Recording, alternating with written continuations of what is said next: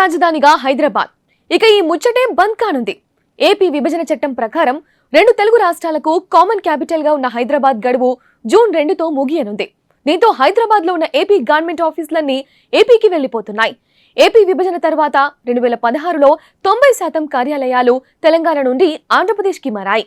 హైదరాబాద్ లో ఉండే భవనాలకు సంబంధించిన వివరాలతో కూడా నివేదిక తయారు చేయాలని గతంలోనే AP CM YS Jaganmohan Reddy అధికారులను ఆదేశించారు.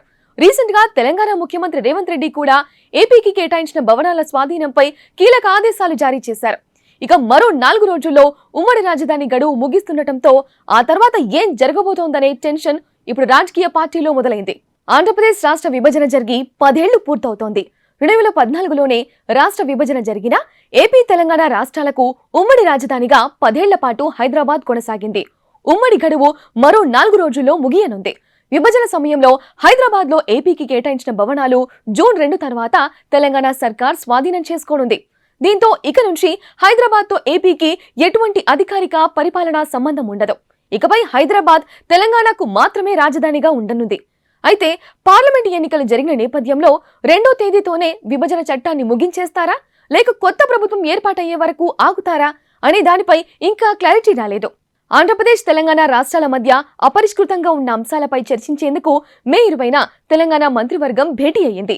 అంతకుముందే ఉద్యోగులు, ఆస్తులు, అప్పుల విభజనపై నివేదిక ఇవ్వాలని సీఎం రేవంత్ రెడ్డి అధికారులను ఆదేశించారు. సీఎం ఆదేశాల మేరకు పెండింగ్ అంశాలపై పరిష్కారానికి కార్యాచరణ తయారు చేసి అధికారులు అందించారు. 2 రాష్ట్రాల సయోధ్యతో ఉద్యోగుల బదిలీ సమస్యను పరిష్కరించాలన్నారు సీఎం. క్లిష్టమైన అంశాలపై రాష్ట్ర ప్రయోజనాలు కాపాడేలా కార్యాచరణ ఉండాలని క్లారిటీ ఇచ్చారు. జూన్ తర్వాత ఏపీ ఆధీనంలోని లేక్ వ్యూ గెస్ట్ హౌస్ వంటి భవనాలను స్వాధీనం చేసుకోవాలని సీఎం రేవంత్ రెడ్డి ఆదేశాలు జారీ చేశారు.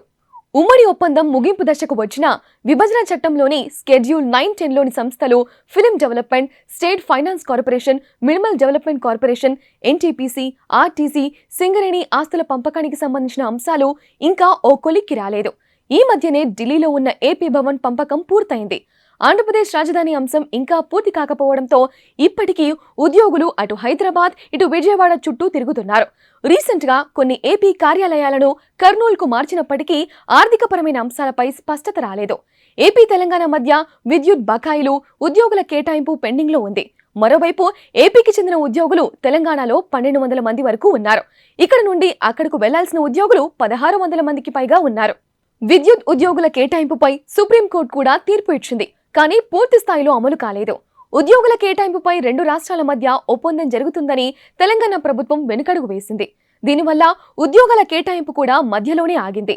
విద్యుత్ బకాయిలకు సంబంధించిన 8,000 కోట్లు తెలంగాణ ప్రభుత్వం ఏపీకి ఇవ్వాల్సి ఉంది. అయితే ఈ అంశం కూడా ఇంకా పెండింగ్ లోనే ఉంది. విద్యుత్ బకాయిలు ఇప్పించాలని ఏపీ సీఎం జగన్మోహన్ రెడ్డి, మాజీ ముఖ్యమంత్రి చంద్రబాబు కేంద్రానికి విజ్ఞప్తులు చేసినా ఫలితం లేదు. కేంద్ర ప్రభుత్వం పూర్తిగా తేల్చకుండా మధ్యలోనే వదిలేసింది. ఉమ్మడి రాజధానిగా హైదరాబాద్ ముగింపు తర్వాత వాట్ నెక్స్ట్ అన్నది ఇప్పుడు హాట్ టాపిక్ గా మారింది. హైదరాబాద్ ను మరికొంతకాలం ఇలాగే ఉమ్మడి రాజధానిగా కొనసాగించాలనే డిమాండ్లు ఏపీలో వినిపిస్తున్నాయి. కేంద్రపాలిత ప్రాంతంగా మార్చాలన్న డిమాండ్లు కూడా ఉన్నాయి. మరోవైపు బీజేపీయే హైదరాబాద్ పై పట్టు కోసం కేంద్రపాలిత ప్రాంతం కావాలని కోరుకుంటోంది. ఉమ్మడి రాజధానిగా హైదరాబాద్ ముగింపు తర్వాత వాట్ నెక్స్ట్ అన్నది ఇప్పుడు హాట్ టాపిక్ గా మారింది. హైదరాబాద్ ను మరికొంతకాలం ఇలాగే ఉమ్మడి రాజధానిగా కొనసాగించాలనే డిమాండ్లు ఏపీలో వినిపిస్తున్నాయి. కేంద్రపాలిత ప్రాంతంగా మార్చాలన్న డిమాండ్లు కూడా ఉన్నాయి. మరోవైపు బీజేపీయే హైదరాబాద్ పై పట్టు కోసం కేంద్రపాలిత ప్రాంతం కావాలని కోరుకుంటోంది. ఈ ప్రతిపాదనను బీఆర్ఎస్ తో పాటు కాంగ్రెస్ కూడా వ్యతిరేకిస్తున్నాయి. ఈ నేపథ్యంలో కేంద్రం నిర్ణయంపై ఉత్కంఠ పెరుగుతోంది.